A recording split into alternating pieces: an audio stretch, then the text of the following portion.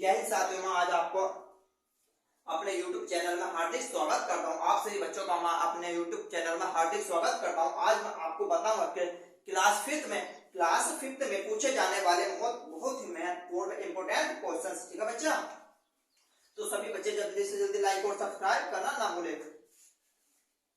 जल्दी से जल्दी सभी बच्चे जुड़ जाइए। और मैं आज आपको बताऊंगा कि क्लास फिफ्थ में आपकी परीक्षा में पूछे जाने वाले बहुत ही महत्वपूर्ण व इंपोर्टेंट क्वेश्चंस। ठीक है बच्चा, चलो आज मैं चैप्टर पढ़ाऊंगा आपको अभ्यास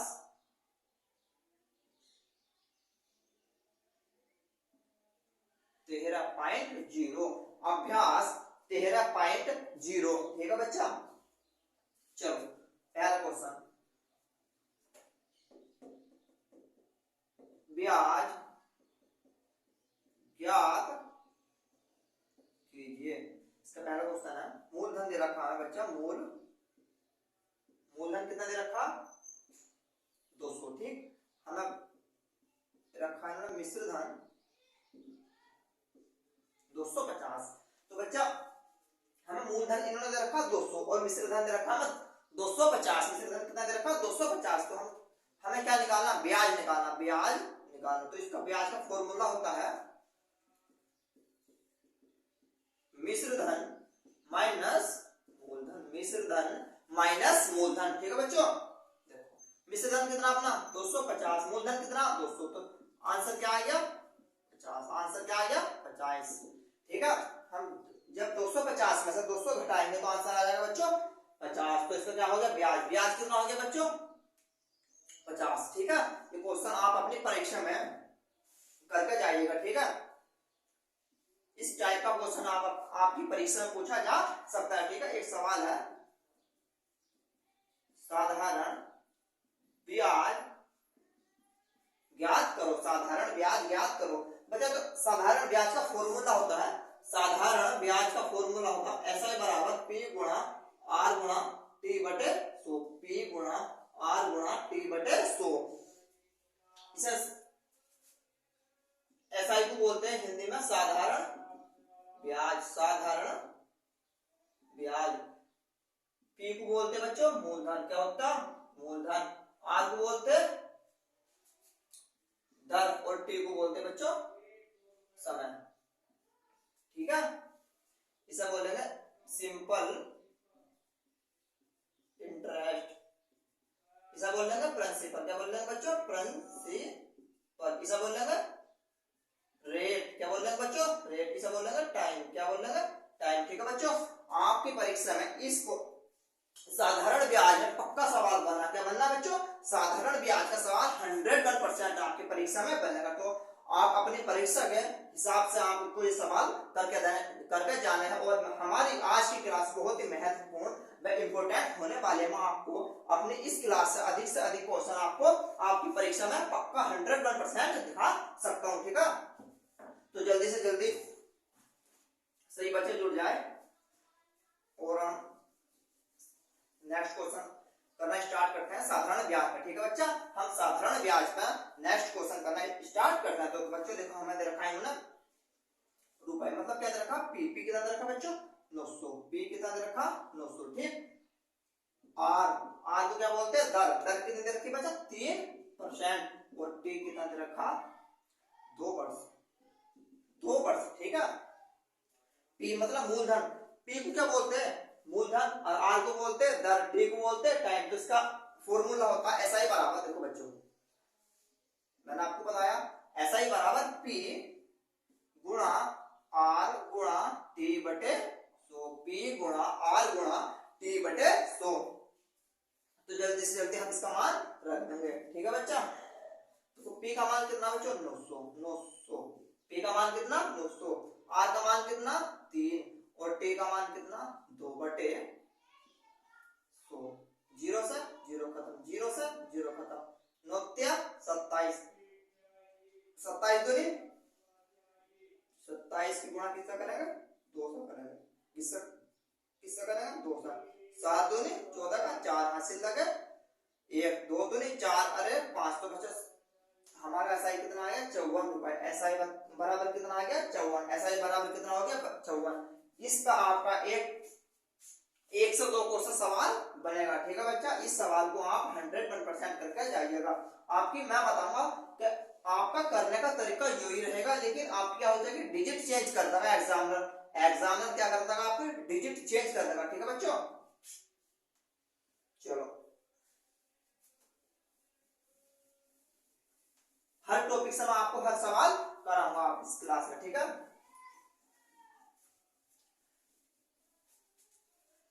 चलो देखो इसमें कितना रखा पीपी कितना दे रखा बच्चों 700। कितना दे रखा बच्चों 700। पी कितना दे रखा 700। आर कितना दे रखा 4%। आर कितना दे रखा 4% और टी कितना दे रखा बच्चों 2 वर्ष।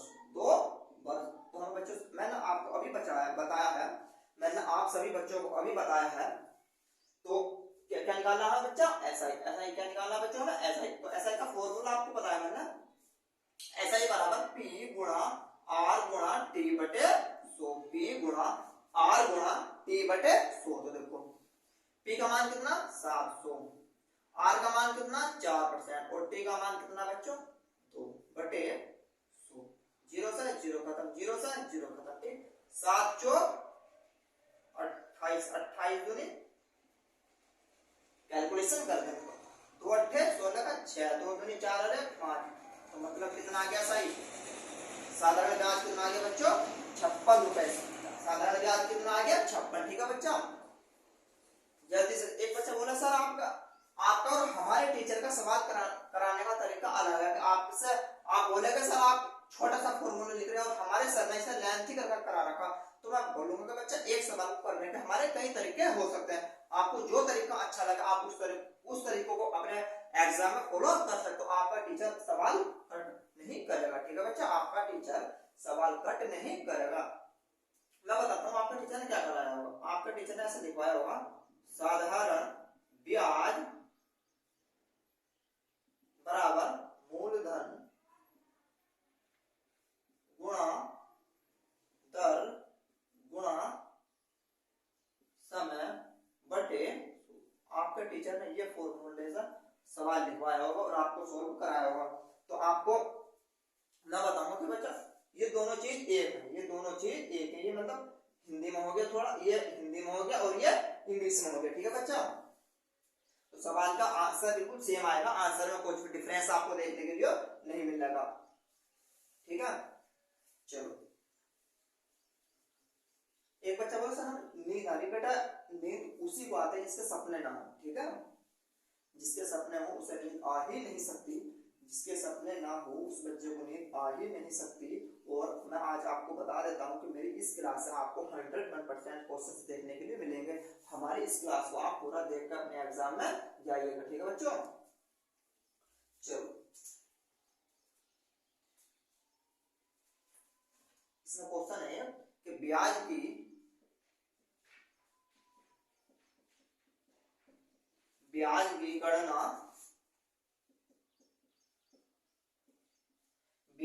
गणना कीजिए तथा मिश्र धन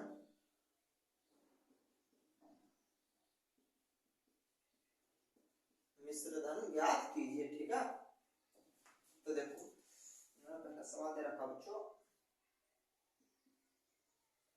रुपए के 400 का 3% की दर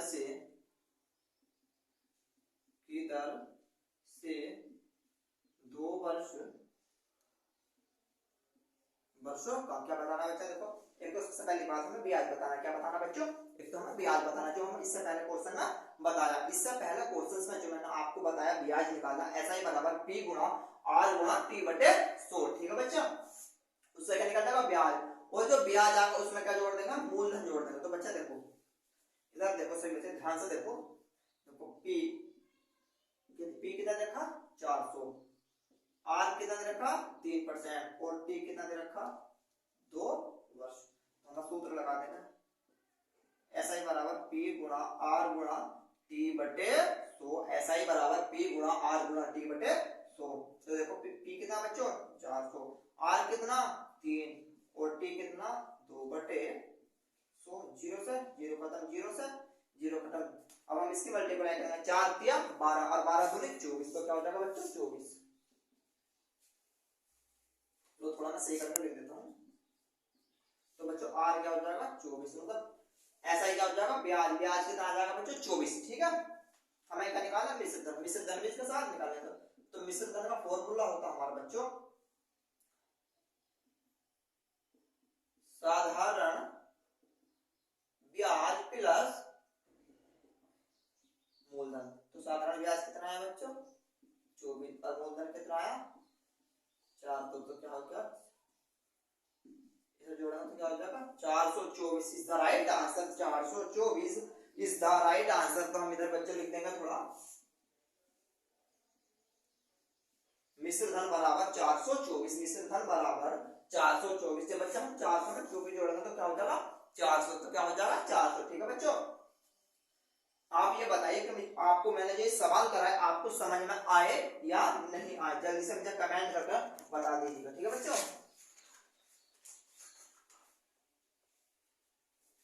ठीक है। अब मैं आपको कराऊंगा अभ्यास 14 का क्वेश्चन। किसका कराऊंगा अभ्यास 14 के क्वेश्चन कराऊंगा कुछ। ठीक है बच्चों,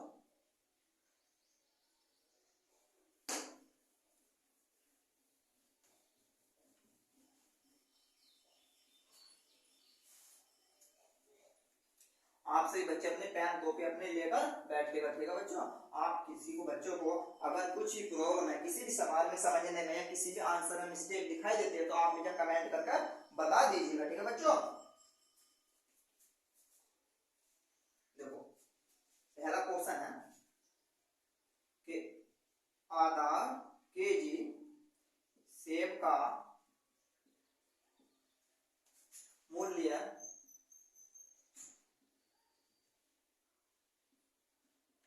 12 है, तो 1 केजी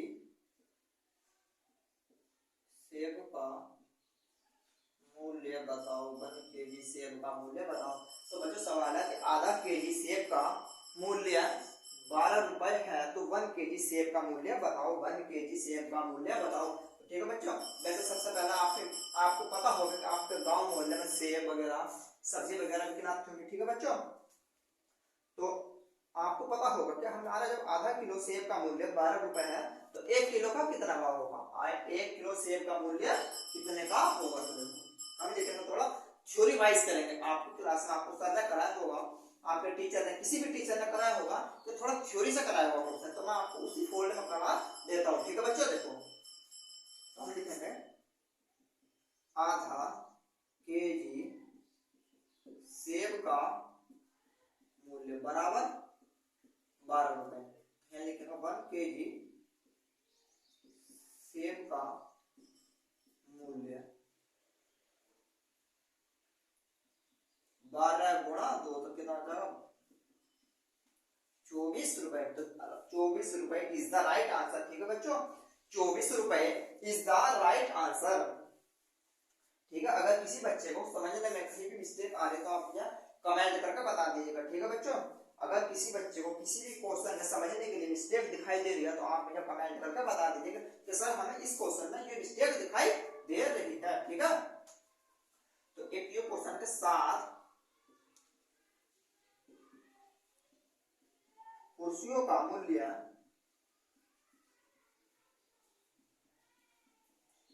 1050 रुपए है। एक कुर्सी का मूल्य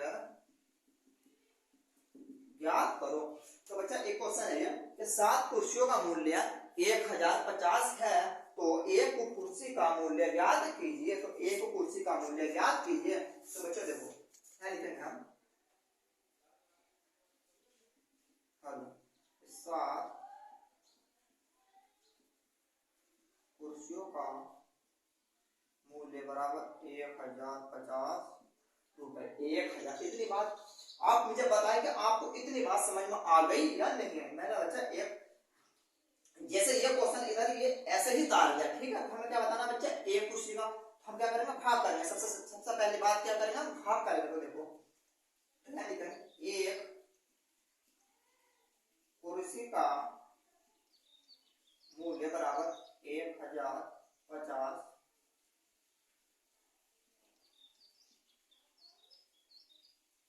बटे 7 गुणा 1। बच्चे हमें जिस चीज की वैल्यू निकालनी हो उस चीज को हम गुणा में लिखते हैं। एक बात मेरे ध्यान और गांठ बांध कर रख लेना कि बच्चा जिस चीज की हमें वैल्यू की जरूरत होती है उस चीज को हम गुणा में लिखते हैं। इतनी बात आपको समझ में आई या नहीं आई, जल्दी से कमेंट करके मुझे बताइएगा कि आपको इतनी बात समझ में आई या नहीं आई। ठीक है, तो देखो लिखते हैं इसको, इससे भाग करते हैं। 7 का ना 7 बचा 3 तो क्या 35, 7 पंजे 35, 0 का 0। 150 की 1 से गुणा करें तो बच्चा क्या आ जाएगा, 150 इज द राइट आंसर। तो यहाँ हो जाएगा एक कुर्सी का मूल्य क्या हो जाएगा बच्चा, 150 है। लिखेंगे एक कुर्सी का,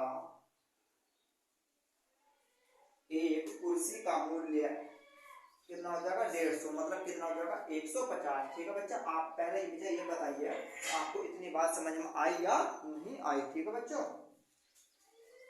ठीक है, आपका 2 सवाल हो गए।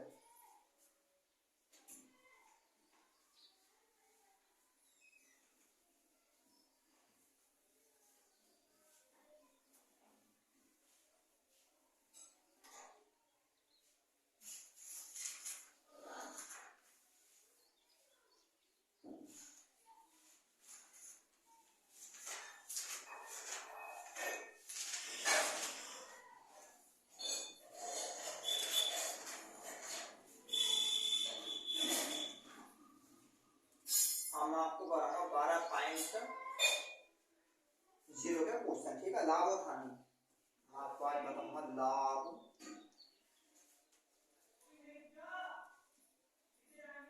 अथवा हानि,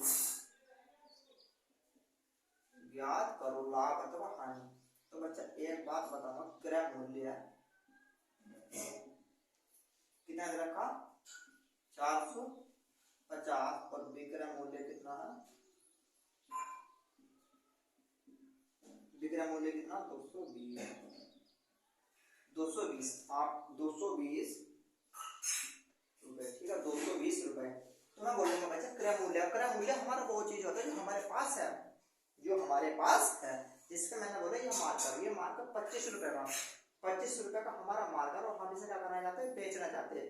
हम क्या करते हैं, अगर मैंने बच्चा ये 25 का मैंने लिया, मैंने इसे बेच दिया, बेच मतलब कितने की किया 25 की, मैंने कितना मैं बेच दी बच्चा 20। तो हमें क्या हुआ 25 रुपए की चीज हमने 20 में बेच दी, तो हमें 5 रुपए की क्या हुई, हानि हुई।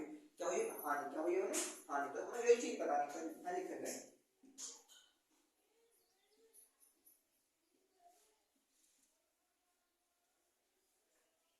क्रय मूल्य माइनस विक्रय मूल्य है, लिखूंगा हानि। तो बचा देखो क्रय मूल्य कितना 450 और विक्रय मूल्य कितना 220। तो बच्चा 450 रुपए की चीज इसमें से घटा देंगे, 0 से 0 गए 0, 5 में से 2 गए 3, 4 में से 2 गए 3, मतलब बचा 330 रुपए की हमें क्या हो गई हानि। 330 रुपए की हमें क्या हो गई हानि, इज द राइट आंसर। 330 रुपए इज द राइट आंसर। तो यहाँ लिखना हानि, हानि कितनी होगी बच्चा 330 रुपए की, 330 रुपए की।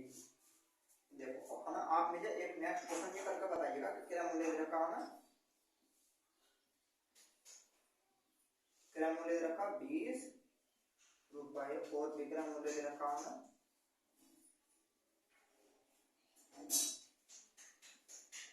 550 रुपए। बच्चा तो 20 रुपए की 550 में बेच दी, हमारा क्या हुई लाभ गया ना, लाभ हुआ। क्या बताना है लाभ, तो लाभ बराबर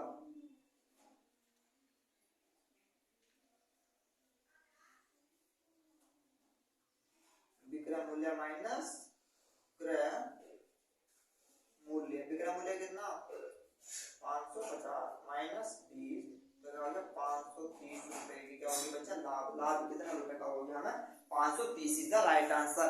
530 इज द राइट आंसर। जैसे कि मैंने बोला था बच्चा 500 50 रुपए की चीज कितने में बेच दी, 20 रुपए की चीज थी 550 में बेच दी, तो 530 की क्या हो गई हमारा लाभ हो गया। लाभ कितना हो गया, लाभ कितना हो गया 530 रुपए इज द राइट आंसर। ठीक है बच्चों, चलो नेक्स्ट क्वेश्चन करते हैं इससे।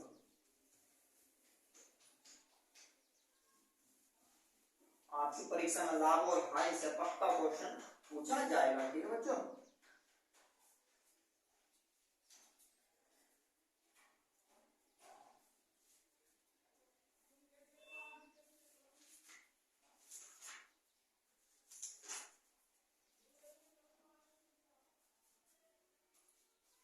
अब मैं आपको बताऊंगा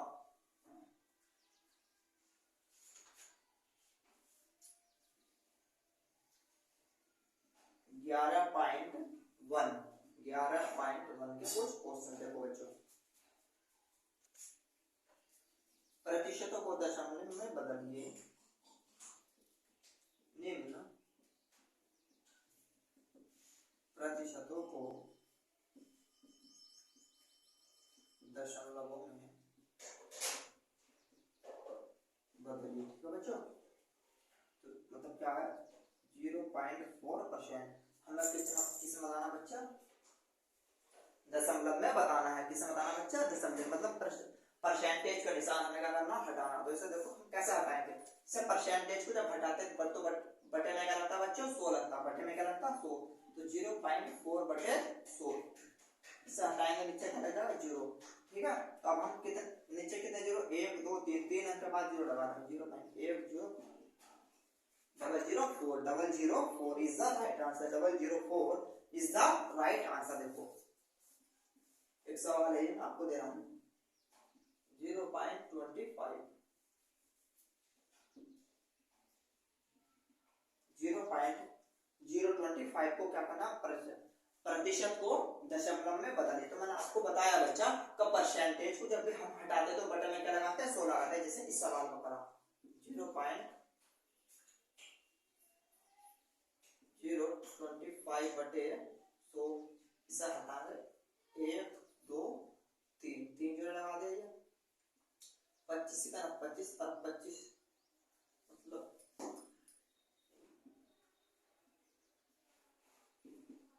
ठीक कितने 2 जीरो, तो मतलब 2 जीरो और इधर हटेंगे हम पॉइंट से 1 2 3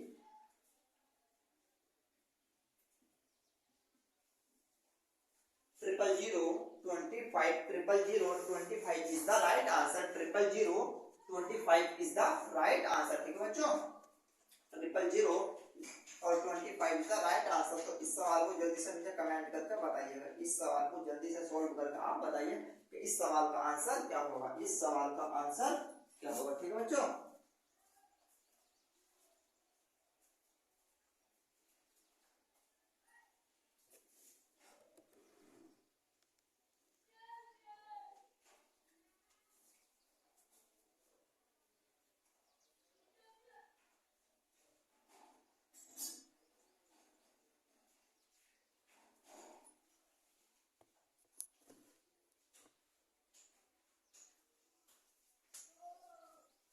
आप जल्दी से मुझे कमेंट करके बताइएगा कि इस सवाल का आंसर क्या होगा, इस सवाल का आंसर क्या होगा। ठीक है बच्चों, देखो मैंने आप सभी बच्चों को बताया है कि अगर हम परसेंटेज के निशान हटाते हैं तो बच्चा क्या लगाते हैं, बटे में 100 लगाते हैं।